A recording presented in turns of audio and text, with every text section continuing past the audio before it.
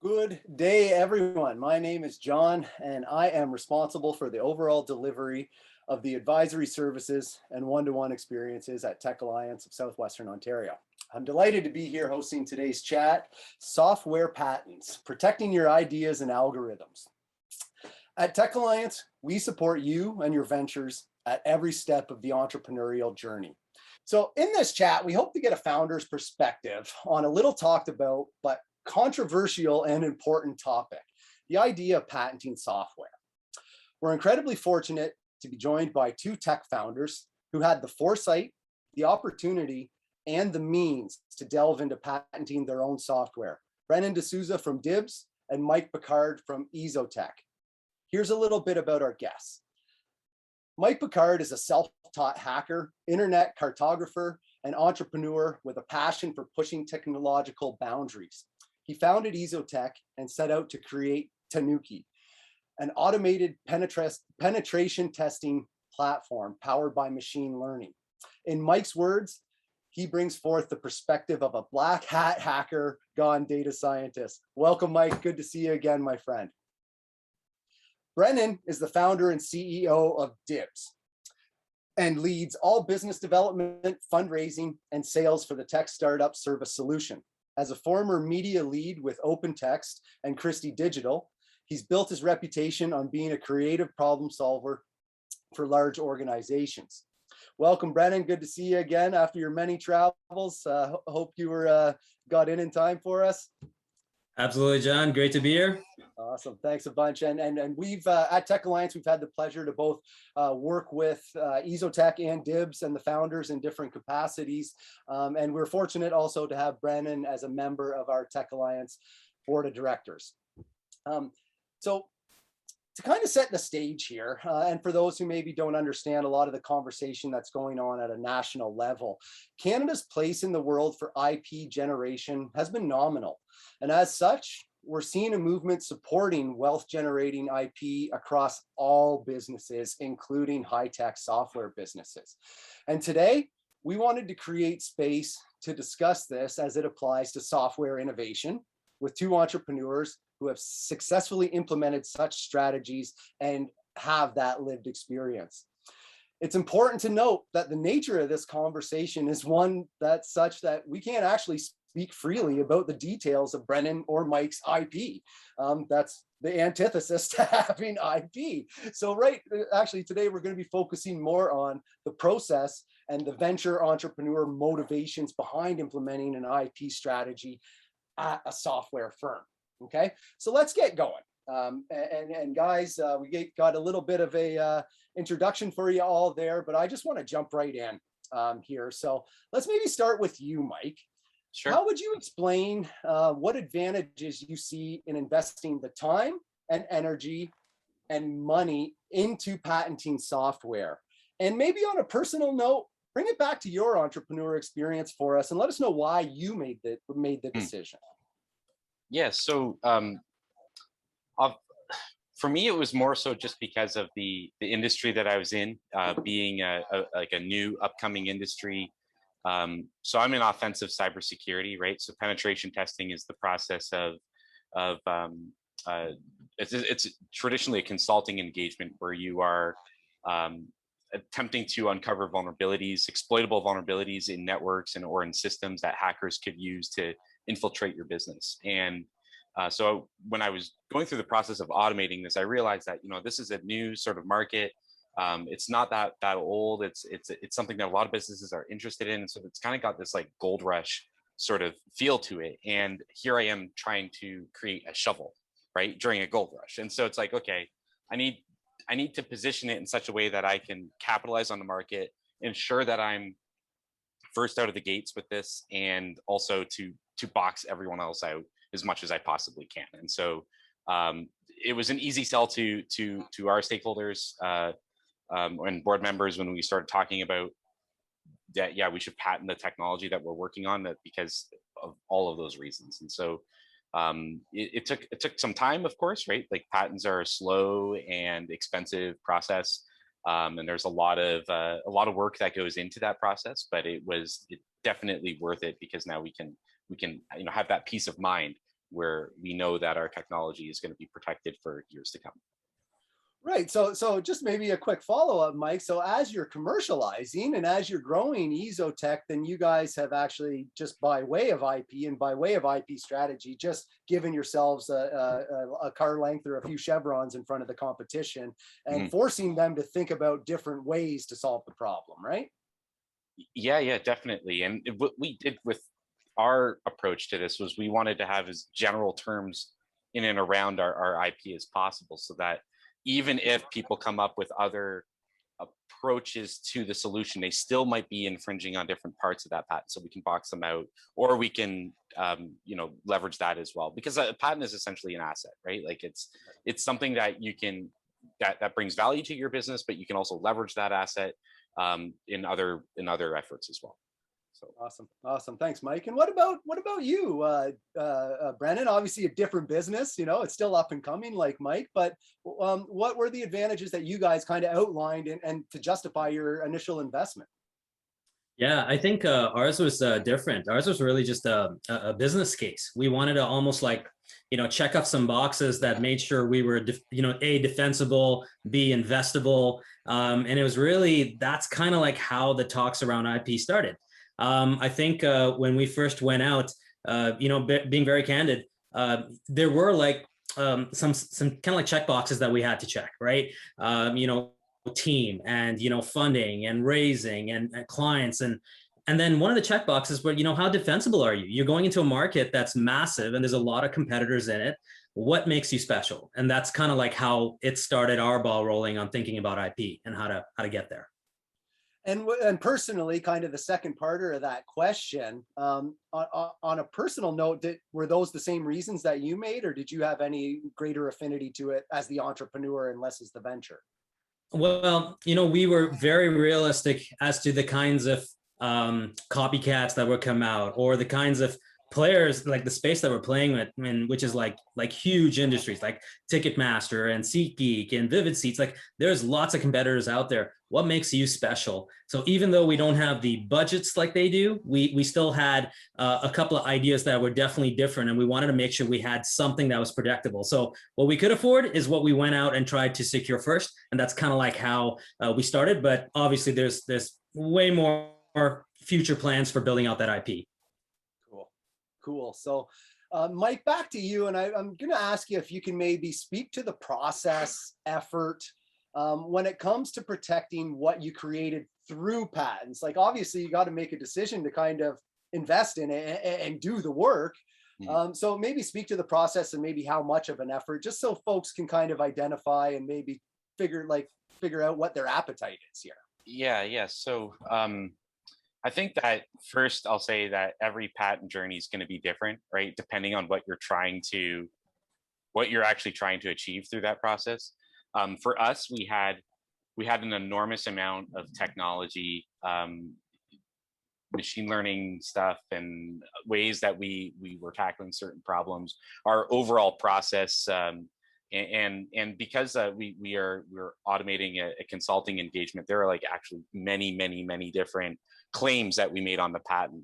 Like we've got like probably 4 or 5 pages of claims, just because there's so many different, like I guess unique art is what they call it, art, right? Like so when we first set out to do this, it was like, okay, like first I need to figure out like a overall blueprint. Like I need to map all this out in language, right? And then I needed to work with our lawyers to take like my engineering speak essentially and turn it into legal speak, and then like building different strategies in and around how we describe other items in and around that, because you can define your own language essentially inside of a patent. You can call something an appliance and it could mean like anything really, and that's done on purpose as well, right? Because the more vague and ambiguous you are in your language, then the more ground you can essentially cover. You can technically then say like, oh well, that thing over there that this person's doing, that counts as an appliance based off my definition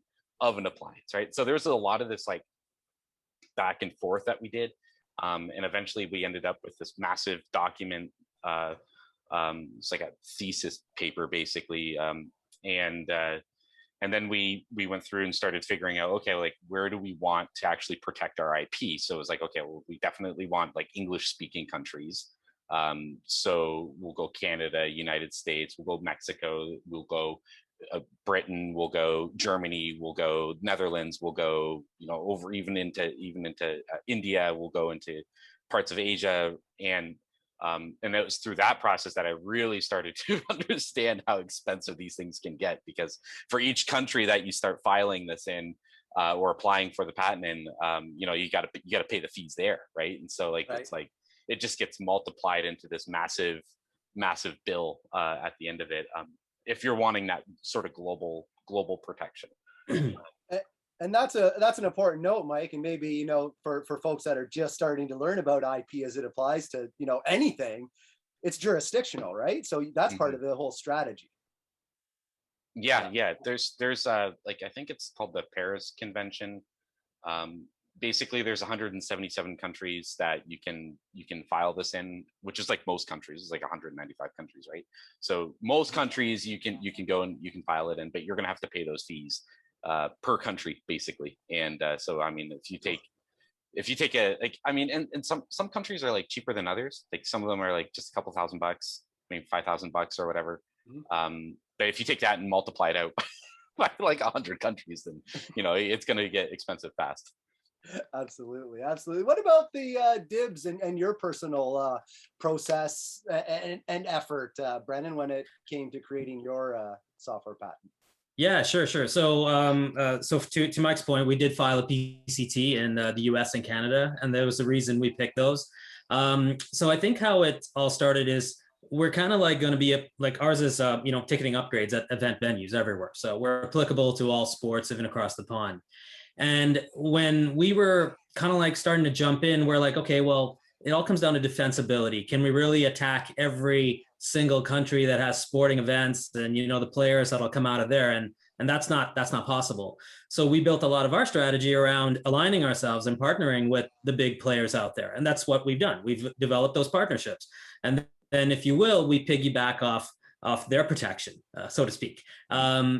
Fortunately, in our space, it's the gatekeepers. There's like 3 or 4 gatekeepers that are the be all and end all for the ticketing world, and we've aligned ourselves with them. So we feel like we're good behind their shield. So yeah, it's all about the partnerships and the relationships that has gotten us protection this far. Cool. And I really like this, and something's coming up as we're kind of talking about this that maybe I just want to pop in here and ask you guys quickly. Do you think that the age and stage, so EzoTech's age and stage, when you were considering this, Mike, like, did you consider it and just kind of say we're not ready yet, or is there an age and stage where this kind of makes sense, or is you definitely want to have a clear and concise definition of what you are doing before you go and start writing a patent? Because if you have to pivot your workflow or like change things in the way that you're doing stuff, you can't necessarily go back and update your patent. Like once it's been filed and put out there, like you have this window where there's like when you first put it out, there's like a 6-month window or whatever where you can make some minor adjustments to it. Like, oh, I want to change like a little bit of the language here. But then like it's sealed in time. Like that's it. There it is, right? So you have to know for sure what you're trying to do. And so for me, it was actually really difficult because like when we first started trying to do the patent, I was still trying to figure out how I'm going to create what I'm making. And I got the technology, like it was working, but then it was like breaking. Like machine learning is like as much of an art as it is a science. Like it's something you're making adjustments to how you're consuming data or like whatever. And it's like, okay, well, I need to make sure that like any of these changes that I do now and any changes that I might do in the future to this is going to be still protected by that patent. So I would advise to just make sure that you really have a good definition or a vague definition enough that you can work within the box, because you are making a box for yourself. So you had validated the technology and the business somewhat That you I guys, was okay. kind of doing it all at the same time. Like it was Cool. yeah, it was stressful, right? Because and I remember like during that 6-month period or maybe it was a year, I can't remember. But during that time, I remember calling up the patent lawyer and being like, oh no, I need to like change this to be more vague. And then he's like, this guy was brilliant. He would just change like little things. It's like, oh, and in rather than saying it does this, you say in one instance it can do this or may do this. In another instance, it may do this. And it's like, oh, okay, I see what you're doing. Like you're just manipulating the language so slightly that it's like now I can paint with broader strokes and yeah. So we had a really good guy to help out. He had a bit of an engineering background too, so very much a ball of clay. Then it sounds like that. Yeah. But you could definitely like shoot yourself in the foot for sure if you're not like careful with how you roll these things out, and then you're stuck with something that you can't defend and it's expensive. You just spent all that money, right? I'll say something too. I mean, I went through those same pain points. It was really early on when I engaged with our patent attorney, right? And it was how do we, like, ours was like almost like even just an idea going into its initial build. How do you patent something that you don't even know what it's going to end up at the end, right? Like, so it was kind of like we made it really simple, very vague, and such broad strokes that it was the only way that it could happen. And like we said, that as soon as we'd start figuring out things, we'd build out on that. But for me, just planting that stake in the sand, that was the most important thing for me to do. And then that's why we kind of like initiated very early on. Awesome. So it's going to, by the sounds of it, it is very like a very reflective kind of process, depending on the company, the venture, age, stage, validation, the maturity of, in this case, we're talking about software patents, so it'd be the maturity of the software. But still, a lot of this is you don't know what you don't know. Yeah. And you just kind of got to, as we do as entrepreneurs, figure it out and roll with the punches in many cases. So I love that insight, you guys. So kind of moving on into kind of how does IP fit within a greater strategy? So to me, IP protection in many cases is part of your overall market and competitive strategy, right? So, in addition to commercialization and fundraising and a lot of things, but it's growing your business, it's market and competition to me. So do you have any advice for innovators about staying on top of the market intelligence? Maybe IP aside, just staying on top of market intelligence, or what's the importance of knowing what your competition is doing, and should we be focusing on that sort of thing? Mike? Yeah. So for me personally, like cybersecurity, offensive security, like I it's my passion. Like I love hacking stuff, and so staying on top of like what's happening in the landscape, that's just like my hobby as it is. So it's I eat, breathe, sleep, whatever the saying is in and around this stuff. So it's not, it doesn't feel like it's an active thing I need to like be conscious of that I'm doing. Like I'm just kind of always doing that. But to the point of looking into what your competitors are doing, absolutely, you want to stay on top of that. You want to try and find them, and then when you do find them, you want to keep close eyes on them. But it's not necessarily a bad thing when there are competitors entering your space. That really just validates the market for you. It means that there's other people out there that see value in what you're doing. They might not even know that you exist, right? They could be a competitor that doesn't know that you're around. But they have a business and they could be, profitable in their business, but that just means that the market that you're in is actually a real market. Like it's a valid thing that you're doing, right? So in a lot of cases, when competitors come in and you've got IP protection, like you've got a patent or something like that, and then that just makes your business so much more valuable because you can say, look, here's examples of other businesses that are thriving in this space, but I've got something that they don't have. And or maybe they do, but you should look into that stuff, right? Like you got to do your homework. You kind of play do like a bit of a spy thing or whatever, like look into what they're up to, and yeah, it's definitely important to have that perspective as well, though, is that you are doing something that is good then if you've got competition. Right. So watch the other miners in the gold rush, see what kind of tools and shovels they're building and using to kind of go after the same thing. And right? maybe they're doing things that fall under your patent, and then you can start doing those things too. And really, is you're protected because you claim that you did it first. And to some degree, like you can kind of, depending on how broad of a stroke you made on your patent, right? If they're infringing on it in any way, like, I mean, that's yours. You claimed it first, right? So yeah. I took a little bit of a different path. So in our world, it was just ticketing. I mean, you guys know there's like hundreds of ticketing providers out there, and too many to count, too many to know what each one is doing, right? So what I validated very early on is that we were original and we were a first mover, right? These were the first two things. After that, I kind of like shut her down because it seemed like, oh, don't these people do that, or don't they do that? And you know what? Nobody actually knew the answers to this. So I'm like, wait a minute, if the key stakeholders don't know, obviously it doesn't exist yet. So that's kind of like how I started thinking, okay, well, we're doing something different. We're going to stick to our guns. We're not going to deviate from the plan. There's a reason we're moving as fast as we are. And then all of a sudden, like one of the big things that happened recently is that, we were invested in by Comcast, and they connected the dots at that very high level. And then Ticketmaster connected those dots. And so did like some of the other players. And we're like, well, hold on one sec. You guys know this business inside out. And if you're connecting the dots, that means we have something special, right? So there was a certain point, I did care about the competition. And then after a certain point, I just said, you know what, we're just going to go as fast as we can because we think we're good. And not that, nobody's trying to do it, but we know that nobody's definitely doing it in the way we are. So that's kind of like what we did. I love it. Yeah. So we're getting a lot of questions in the chat, but I've got one more for you, just kind of along the same lines of thinking. Mike, you maybe already spoke to it a little bit, but so keeping copycats at bay, and what do you do when you maybe uncover one? And it sounded like, Mike, your idea was to monitor and keep an eye on them. Yeah, keep an eye on them. I think that there could be multiple opportunities that come from a copycat.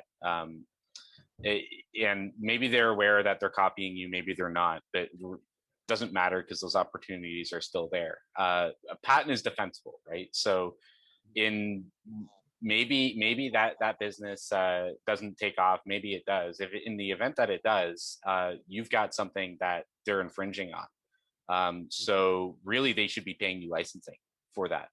And you could always go back to them after and be like, hey, by the way, you're infringing on this patent, and you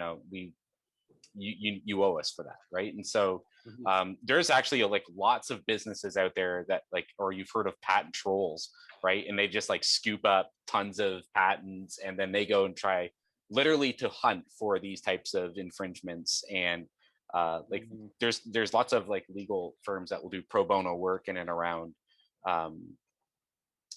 pursuing those sort of, I guess you could call them opportunities when the copycat arises. Right. That could be a whole other business in itself. So owning IP is like always just great because of that asset that you get. Like, and it provides you a way to defend your organization, defend all the stuff that you're investing in, because you're not just investing your money, and you're investing your time, your heart, your soul. Like when you're building a company, like it's not like you can do this part-time, like this is like your life, right? It's like, so you're building safeguards in and around that, right? So it's super important to do that, I think. But yeah, it could be like a whole other business if you really wanted. Right. And Brennan, in your business, we'd be crazy to think that you're not going to have a bunch of copycats within the next few months, right? Yeah. You're absolutely right. I think what it is that copycats are going to be there. I say don't be discouraged. They're going to be out there. I mean, I'll be very candid. I'll tell you something that's going on right now. There's a larger player in the space that's doing something or trying to do something similar to what we're doing, and they're, a keyword is trying. Okay, it's almost like they're throwing stuff in the wall and seeing what sticks. And we're aware, we're really aware, but they don't have the secret sauce. And that's another part of it, is like, if you are doing something different, stick to your guns. They can try, but if they don't have the secret sauce, they're not going to get very far, right? Because that's what you put 3 years of effort into. They're just trying it 3 weeks ago. So it's think about it in that way. Like, stick to your guns and don't worry about the competition, because if you have something truly special, you'll stand out, and your customers will see that as well. Awesome. Thanks so much, guys. This is, kind of when we talk about lived experience and whatnot, this is the kind of content I think that other founders can actually relate to. So I really appreciate that. But our chat is popping off here. So I'll just kind of start at the top. And if you guys just want to take a crack at it. So Sure. How do you react when the purchaser is asking about viewing your algorithm or data structure? What's the right way to proceed in order to, follow procedure and ensure that you're protecting both sides, if that becomes part of like the arrangement that you're going to have to uncover and speak about some of your IP? Mike, you want to take a crack at that one? So customers asking to see your code, basically, your I would say maybe customers or even investors. Let's. Yeah. So investors is different, but customer, you'd never ever show your code to a customer. Investors, they might ask to see it. They might do like a code review. I would still be very guarded about that because you don't want anyone to basically look at your stuff and take it. And until something is completely inked, like okay, like let's say an investor is like, they're interested, they could go all like 99% of the way with you, and then at the last second back out. But if you've like sent your code to them, like no, that's a bad situation. You don't want to be in that situation, right? So always be super guarded about that stuff. You can describe it. I would say you can describe it. You can interview. There's lots of ways to talk through these things. You don't need to ever completely lift your skirt and show everything, right? Like, you don't want to do that. What about? I agree with Mike. What I'll say is definitely customers no, investors yes, but even in investors, I would be like, if you're leading my round, you get the privilege of doing that, right? But I don't know. It's definitely touchy. I don't know. For me, it's more a business case. It's not really how you did it, but what it can do. So yes, as long as they have those answers, they tend to be okay with that. Yeah. Cool. I like that. I really like that, Brennan. And that's as a sales guy, that sounds like a really quick way to address an objection in an investor meeting. So I'll take that one, and we'll probably make a tweet out of it at some later time. So my buddy Colin asked a question here. So it says, you both engaged with a patent professional early. Did you understand your prior art before? And did you have a good idea, did you understand your prior art before and had a good idea you had room to patent? So did you know that they're like? That's part of the process. So when you engage in a patent agency, they will do a search for prior art. They will tell you if you have patentable stuff. Obviously, that's going to cost money, right? But that's like before they go further into anything, that's like the step one, is to see, is your art unique? And not only unique, but they can decline stuff if they think it's obvious too, right? Like if your patent isn't like if it's too obvious, they can be like, no, you can't patent that. Like that's not something that you can lay claims to. But if it's some unique process or whatever, then they're going to hunt around for that, and that's up to that lawyer or agency or whatever to do that. If they do a bad job of that, then you'll just get declined by every single country, every single patent office out there, right? Yeah. So you want to make sure you want to go with a good, reputable agency to do that. Yeah, and that's similar to what I did. I went out to a patent agent that was very good, that had a lot of domain expertise, and I had them walk me through it. It wasn't the other way around. They asked me, we had many conversations before we even put something like any pen to paper, right? And when they started to understand, and like, we didn't even know all the business cases yet, right? We were kind of like just venturing out. And I think when they started to connect the dots is when kind of like we started connect the dots too, because they were like, have you thought of this? And have you thought of this? And then that's kind of like how it all started. But it took some hand holding. And I say go for the domain expertise if you can afford it. And you know, it's totally worth its while, you know, at the end of the day. Yeah, 100%. Yeah, there's pros around this stuff. You're not a patent pro, so like, I mean, you need help, right? Like this, yeah. Exactly. Yes.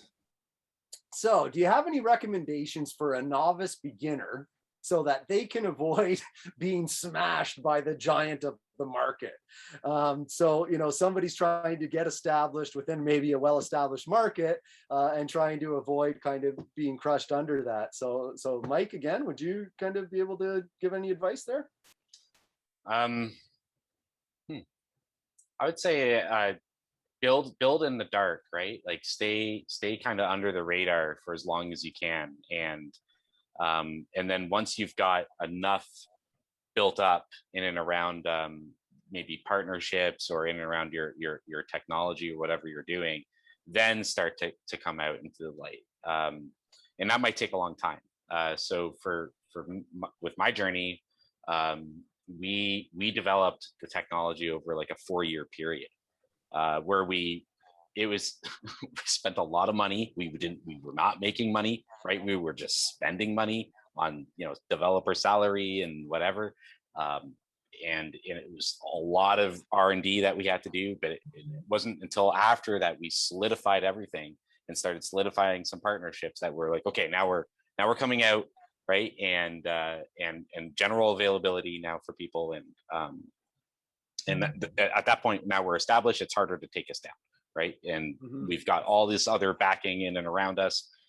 So the bigger companies, they can't just like come over and kick us off, because we're already now in and around everything. So build in the dark, right? It's just... Yeah, and I'll echo that. I was gonna say, be in stealth mode as long as you can, because for 2 reasons. One, I know everybody wants to put out all the successes that they've had, and they've talked to this. That's all great and all, but honestly, as you start signing deals and as you start gaining the traction that you really want to, it's to your benefit to keep it in stealth mode, because as long as they sign on the dotted line, it doesn't matter who in the public knows about it yet. All right. I will say that you know, the giants, be aware of the giants. In my personal story for DIBZ, I'd say that what we did is that we knew we were going to have to talk with the giants at some point, but we were never, we didn't want to go too early, right? We didn't want to, we wanted to have a little bit of clout before we made those introductions, or had the clout and backing off a Comcast to do that for us, you know? So the way we did it was like in complete like stealth mode. We kept people aware of the general idea, but when people kept asking, how'd you do this, or how does it work, and what's different than ABC company, we would be like, we're just different, don't worry. But it was always in stealth mode until we were ready to make a big news announcement. And then at that point, when that press release does go out, then it means more, because you all of a sudden have the clients calling you and not just the industry people, right? So I don't know, it worked for us that way, but stealth mode is key until you need to really blow it up. Totally. Yeah. And I actually, so I've got another question here that might be kind of,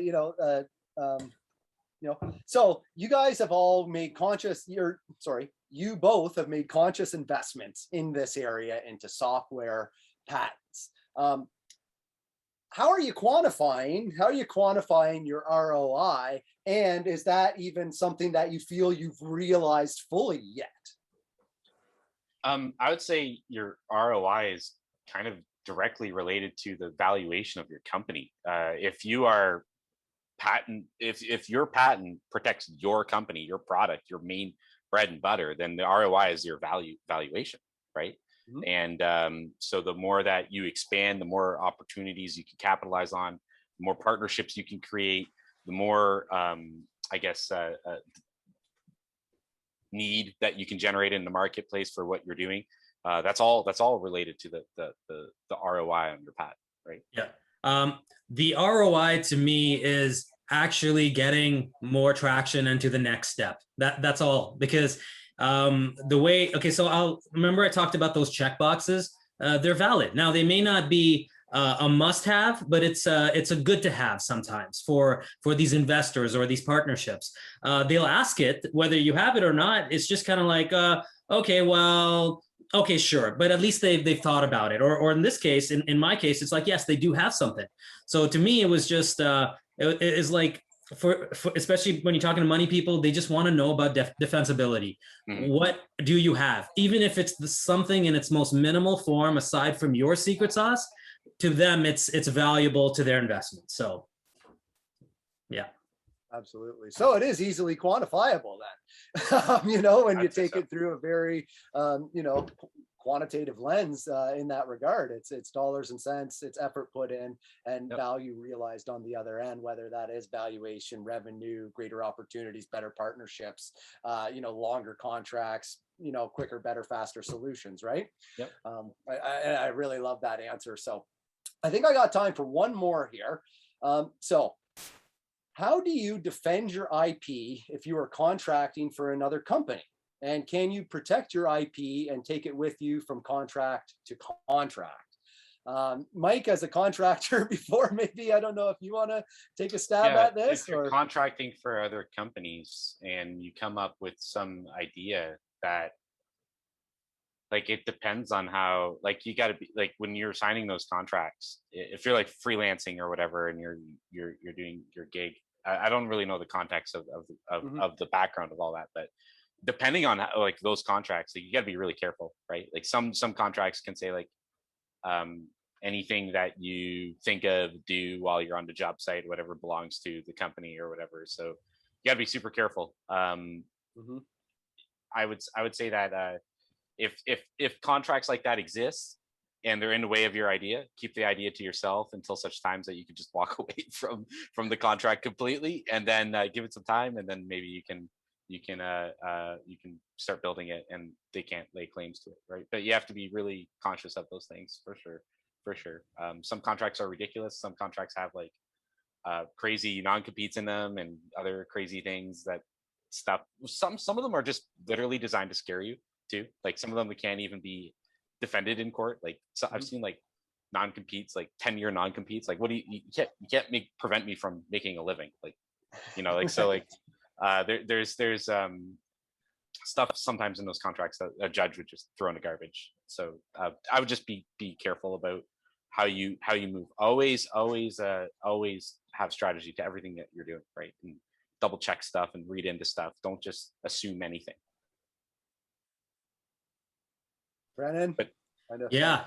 I was just gonna say, we're now getting into a lot of those contracts that Mike has already been through, but it's really interesting because ours are kind of like tied to partnerships. So there's a lot of how do you say give and take. There's a lot of you know, like, not, I'm going to say pushback, but, you know, we have to obviously be protected like how they're being protected, right? So we're going through the ringer with some of these talks right now, and yeah, it's very interesting when you come to the table and it's a much bigger player in the space, and you have to play nice and they have to play nice, and both people know it, but at the same time, you want to be protected, and you want to say also make sure that you're protected and it's beneficial to you, right? So I'm going through a lot of these right now. I will definitely have more info for you, and if you ask me this question in the future, but yeah, we'll see what happens over the next little bit as things evolve. Awesome. So I've got one more here.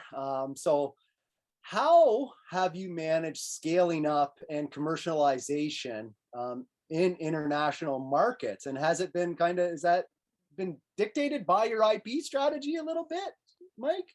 Yeah. So for me, the platform that I created, Tanuki, is designed to scale from a technical perspective horizontally. So like we can onboard as much work as we want onto that thing, and it can just keep growing and growing and growing to support that.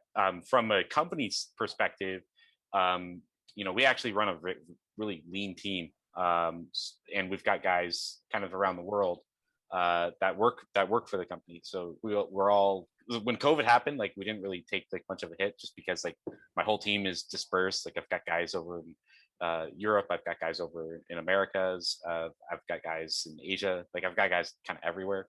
And that lets us kind of work a global operation. I will say though, like, you know, when you start getting global, you take the good with the bad. Like it's really exciting, for instance, to hop on like conference calls in Japan or something like that. And you see like different culture in the way that people act, and like it's their mannerisms might be a little different than the way that you hop on conference calls over here. And that's all exciting and stuff. But you know, you're giving a demo at like 2:00 in the morning because there's a 14-hour time difference, and then you might have like another demo or something that you're doing the next day at like 8 a.m. because now you're back in America. So you're going to be moving your body clock around a lot. So if you're not prepared to kind of do that, then I would say stay local longer. But if you want to go and chase those international opportunities, then yeah, go for it. And if you are doing business in those areas, again, like make sure that you have the patent to protect yourself over there, because the last thing you want to do is like go grab an opportunity in Germany or something like that, and you have no protection at all. And then at the last minute, maybe some partnership that you've been working on, they just decide, yeah, you know what, I think we're just going to take this and try to build it ourselves. You do have that, you know, head start, right? And for me, that like it took like 4 years to build this stuff, so I'm not too concerned about it. But at the end of the day, you know, you can throw people at stuff, and like depending on the size of the company, you just don't want to have that risk, right, or exposure. So those would be pretty famous last words, right? If you didn't do it, right? Yeah, so, we're fine. We're fine. Oh, there goes your company. How about you, Brennan? I was just going to add, so obviously, you know, we're in startup mode, but we are North America focused. So our conversation hasn't really taken us across the pond as yet. But no, we started the conversation. So we just haven't done the deep dive in Europe and, you know, elsewhere. But what I will say is that luckily, once again, we did receive backing from, you know, like a partner like Comcast. So when we do have those conversations, we are going to take their lead on what's the best way to get into these markets. How do you protect yourself? And I think, I mean, that's one of the advantages of having a big player on your side, to use them for resources and to do it the right way to mitigate all that risk that you would have as an individual or a small company.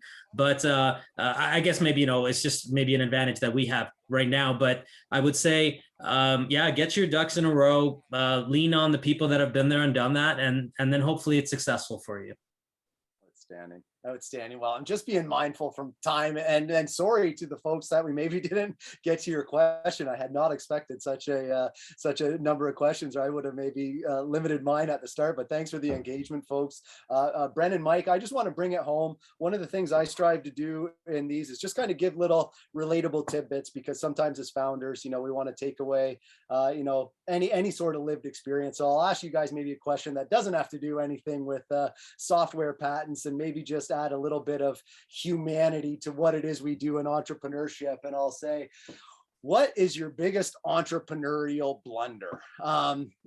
Mike, you want to take a crack at that one first? Oh man, I might have to think about that. Okay, Brennan, do you have one that you could feel okay sharing with the group? And I know I put you on the spot here, so.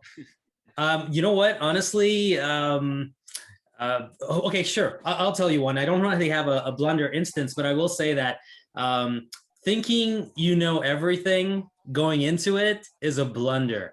That you need to talk to everybody under the sun when you go pitch. Take the negative feedback as positive feedback, because it's that that's going to get you to the next level. Unfortunately, it took me a long time to realize that. But when I did realize that, that's when you start to really connect the dots and further your business. So awesome. Yeah. Mike, anything come to mind? Yeah, I think that one of the biggest learning curves I had was probably just managing a team of people, and managing time properly and optimizing your time. Like I was, I kind of like to do my own thing and stuff, and so that was a big one. I have more of an introverted character about me, and so it was like a learning curve to get into the position where I trusted other people with doing certain things. That was a big one for me as well. Like like I had a vision of like how I wanted certain things to be, and being able to put that in someone else's hands, and then not manage them too much, but manage them enough at the same time. Like you don't want to be like over top of them all the time, and because then people get they get pissy about it, and you can definitely bother people that way too. And but then you don't want to step back too much either, right? Because then like who knows where stuff goes, like it'll just go off in this random direction. You'll be like, that's not at all what needs to happen. So it's I think that just managing people was like a big curve for me. Yeah. Awesome. Yeah, you gotta fake it till you make it in some cases. And to Brennon's point, I'd agree that I look back at my entrepreneurial career and think about all the times when it was just two founders having lunch, and instead of sharing best practices, and instead of like helping each other out with our struggles and figuring it out, we actually spent that time creating these false facades to each other about how awesome everything was, when in fact things weren't that awesome at all. And we could have probably used that time to actually really help each other out. So I can totally relate with what both of you guys have said in this. And I can't thank you enough for your time and expertise today. It's my goal and Tech Alliance's goal to always pull on the lived experience, as you so put, Brennon, with folks that have been there and done that. IP strategy as it applies to software is big right now. And as you guys have put so eloquently and exampled with your lived experience, that there's a great amount of value for the right age and stage. Should a lot of things line up, there's a lot of like small print to that statement. And I think that I would just use this as a quick plug for Tech Alliance, that if you're there and you're trying to consider some of these things, book some time with one of our advisors to help you work through it. And we'll make sure that you're getting the right support at the right time for your venture. So thank you, everyone. I appreciate it. Wonderful day, and enjoy the rest of your day, guys. Thanks a bunch. Sounds good, guys. Yeah, thanks, guys.